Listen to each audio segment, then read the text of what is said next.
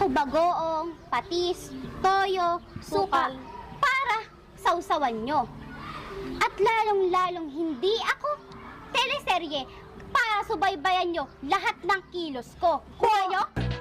Ang kapal ng iyong muka, ang kapal ng iyong muka, ang kapal ng iyong muka. Girl, kapag tumalon ka sa swimming pool, hindi ka malulunod.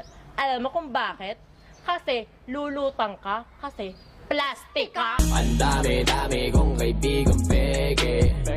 Kala mo tunay yung palay.